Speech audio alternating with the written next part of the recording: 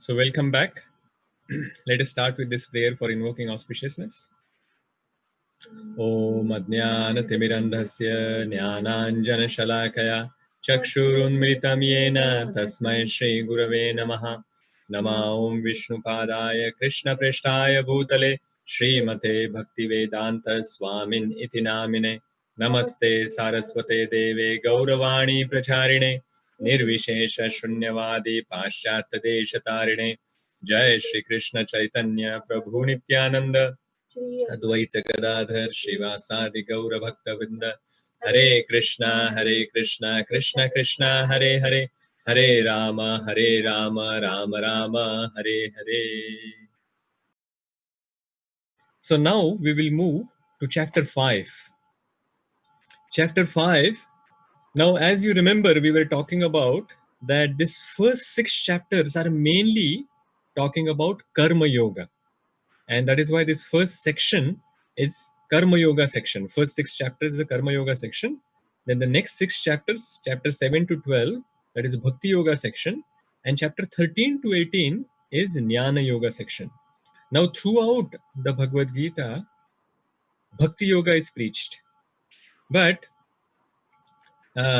predominantly in the first 6 chapters, Karma Yoga topic is discussed, then Bhakti Yoga is discussed, then Jnana Yoga is discussed. That is why we say that these first six chapters are mainly Karma Yoga. So this chapter as well talks a lot about Karma Yoga, and the chapter's name is Karma Yoga, Action in Krishna Consciousness. In Sanskrit, this chapter is called Karma Sannyasa Yoga. And this chapter has total 29 verses. It's a smaller chapter as such, as compared to the previous chapters that we have seen. So, first chapter was having 46 verses, then 72, then 43, then 42. As compared to all of that, chapter 5 is smallish. It has 29 verses.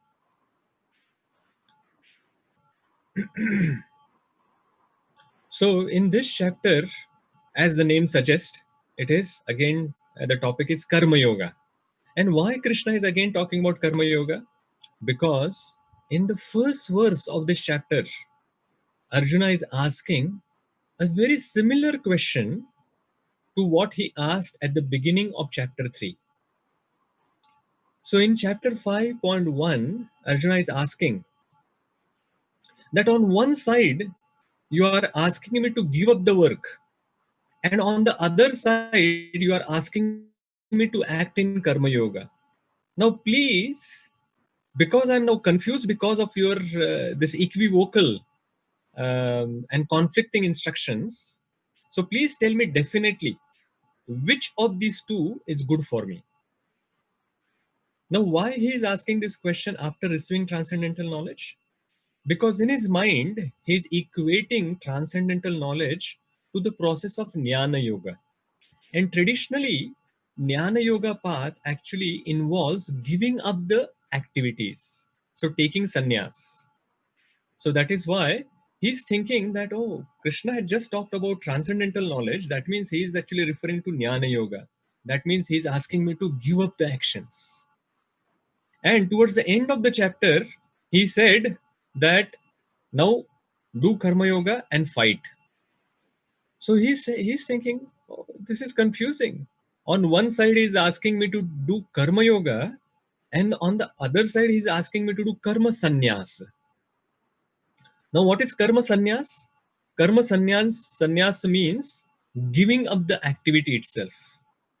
So, giving up the activity, that is Karma Sannyas, and Karma Yoga means doing the activity but offering the fruits of the activity to the Lord.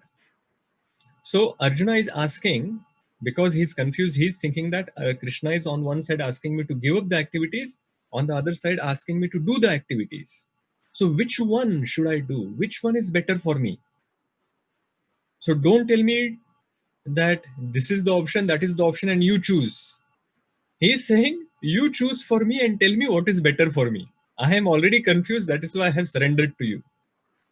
So when a spiritual master sees someone very, very dedicated and very surrendered, at that time, the spiritual master may actually want to give direct instructions and tell the disciple that do like this, do like that. And when the disciple hears from the spiritual master and implements that action as it is, then the faith of spiritual master and disciple increases further to give the direct instructions. So we will see how Krishna responds to him. So because actually all chapters of Bhagavad Gita give so much knowledge and we have so little time to discuss about the overview, I have decided today to only give you three things about this chapter. Only three things that we can learn from this chapter today. And next time when we are doing chapter 5 overview, anytime, next year or whatever, or 2 years afterwards, at that time we can actually cover anything further than that. So the first thing that we can learn from this chapter, what is Krishna's answer to this question? Karma sannyas or karma yoga? Now Lord answers very, very clearly. In the second verse itself, he clears this doubt and gives a very clear answer. He says that both will give the same result. Both karma sannyas or karma yoga will give same results, but karma yoga is better and easier because it is more practical. So the Lord says that the aim of both giving up the action and doing the action for the pleasure of the Lord. Actually, karma yoga is doing the action and offering the results to the Lord. So aim of both these activities is to actually reach the Supreme Lord. And actually the result is also similar. The result is also, they are going to result into liberation of this person. But why karma yoga is then better? Because it is more practical. It is easier to perform. Why it is more practical and easier to perform? Because in karma yoga, you're using your senses to engage in some work. So that means you're utilizing your senses. And in third chapter, if you remember, we were talking about that if you try to give up the activity without purifying your senses, then we will fall down from that. Now just analyze your own life. If I ask you to just sit there doing nothing for half an hour, forget about half an hour, even 5 minutes, if I ask you to sit idle without doing anything, it will be so very difficult. Just after 10 seconds or 15 seconds or 30 seconds, we will start thinking, now what can I do? How can I just sit here now? More than that, your hand will go towards mobile, or you will try to check your emails or some WhatsApp messages or some TV program or something you will try to do, or you will see outside the window, some or the other thing that we will want to do. Why this is happening is because we are influenced by these three modes: Rajogun, Tamogun, and of course Sattvagun as well. Mode of goodness, mode of passion, and mode of ignorance. And especially this mode of passion and ignorance, Rajo and Tamoguna, they are uh, making us do something which is not allowing to actually sit idle. So if you are not purified of this passion and ignorance, then giving up action is very difficult. But karma yoga is easier because we are able to utilize these modes that we have by engaging in some actions. And by doing the activities, then the result that is coming, that we can offer to the Lord. And that is how, by doing that, our senses are also getting purified. So that is why Lord Krishna is saying that karma yoga is better than giving up the activity itself. And Lord explains this with a very beautiful analogy in the 10th verse of this chapter. He compares, he says that one who performs his duty without attachment. So, doing the duty without attachment, surrendering the result to the Supreme Lord, is unaffected by sinful reaction. Saying sinful action, but that sinful action is referring to the reaction that you can get. Just like the lotus leaf is untouched by water. Now, lotus leaf remains in water, but it always remains dry. Similarly, the person who's doing karma yoga, he's actually doing lots of actions. And externally, it may seem that he is doing similar actions to the person who is doing for his own enjoyment. And someone may think that, oh, this person is going to get lots of reactions, whether good or bad, and that is going to affect him. But it is not like that, because he's like that lotus leaf, which is completely detached from the water. Because this person in Karma Yoga is actually detached from the fruits, and that is why the reactions does not touch him. So it's a very interesting point that we should learn from this, that when somebody is doing action, that is, it is not the action which is binding the person, because we are seeing that this person in Karma Yoga is also doing action, and the person who's doing it for your own enjoyment is also doing action, but the result is completely different. The person who's doing Karma Yoga is getting liberated, whereas the person who's doing for action for his own enjoyment is getting bound in this material world. And with this law of karma and actions and reactions, he's bound. So most important point that we can learn from here, that action itself is not binding or liberating. It is the consciousness in which we are doing this action is going to decide whether you are going to get liberated or whether you are going to get bound in this material world. So what does it mean in practical terms? So suppose you are cooking puri and potato sabji.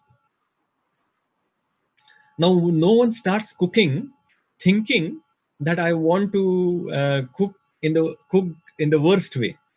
Everyone is thinking that I want to actually cook the best tasting items. So everyone wants good results. So karma yoga doesn't mean that you don't care for results. So when we are saying that we should be detached from the results, that doesn't mean that we should not want good results. So someone will cook for the self. So this puri sabji, someone is cooking for enjoying himself. Now, is that karma yoga? Absolutely not. That is karma. It is not vikarma as well, because he's doing potato sabji and puri. That means he's cooking vegetarian food. So that is fine. So he's going to get some reactions, but they are not vikarma. It is karma, but it is still not karma yoga. Now someone will cook and offer that food that he has cooked, puri and sabji, to the Lord. That becomes karma yoga, and that has no reaction. Now while cooking puri, it is possible that it is not coming properly, it is not coming round, it is not puffing up properly or whatever. So someone will get disheartened and say, I'll give it up, because the result is not coming out properly. So if someone is giving up the duty because the result is not favorable to this person, then that is also not karma yoga, because that is aversion to doing his duty.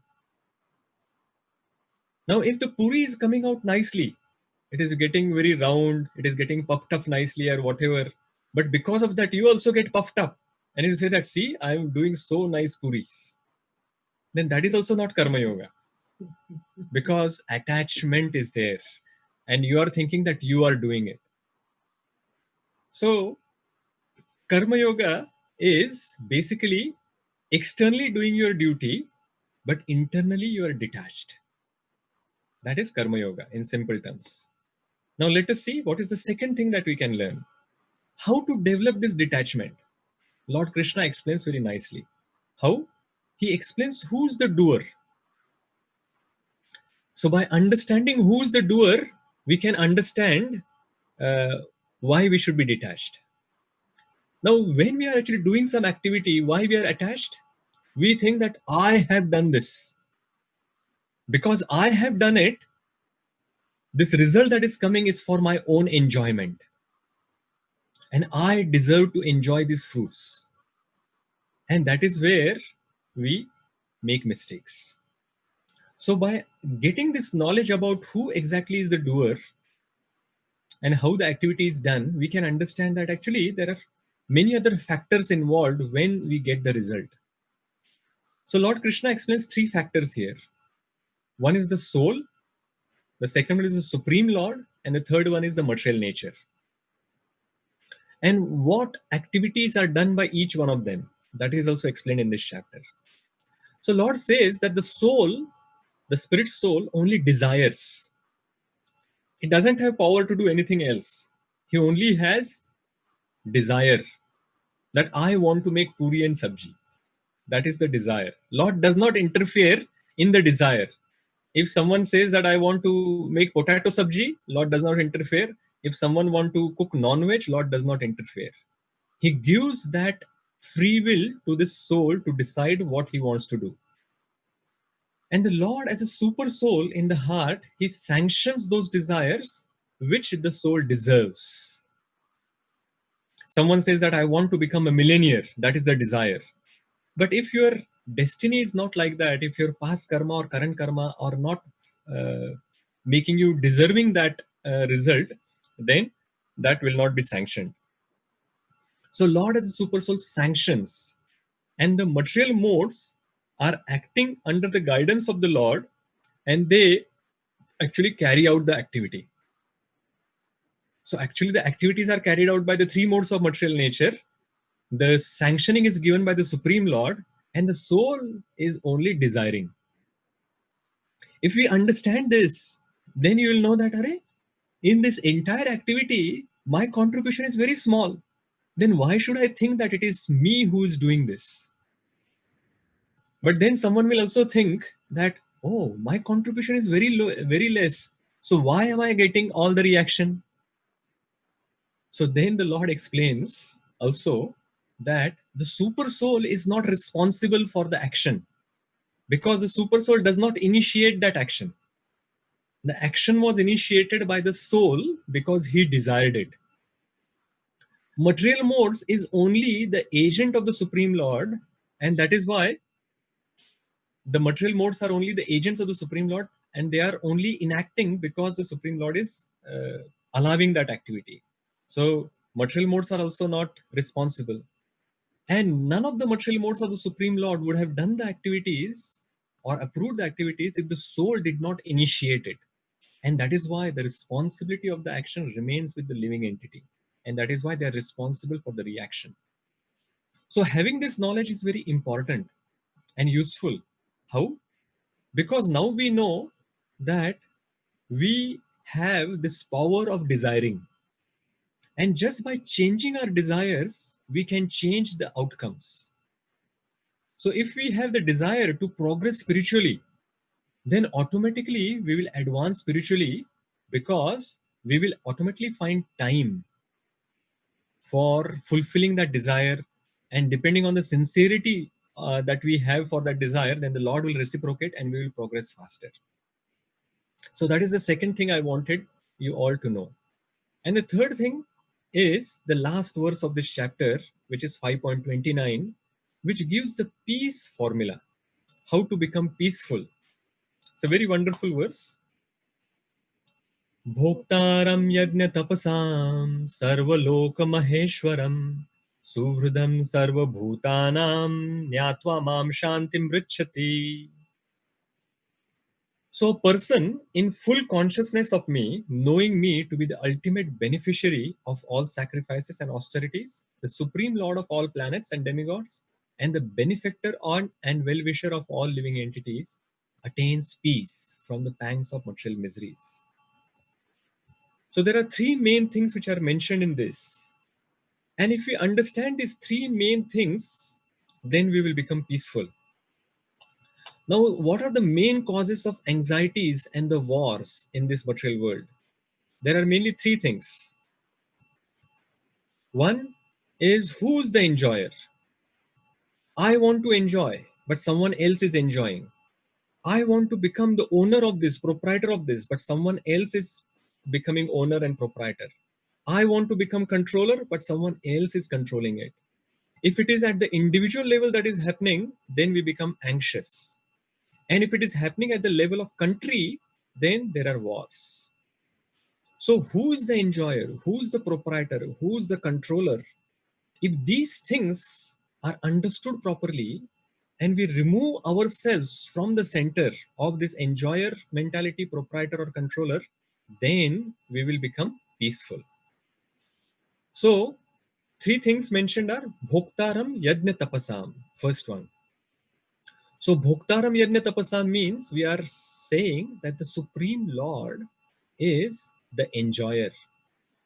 People are fighting over who wants to enjoy, but if we understand that the real enjoyer is the Supreme Lord, then we will automatically offer the fruits to the Lord.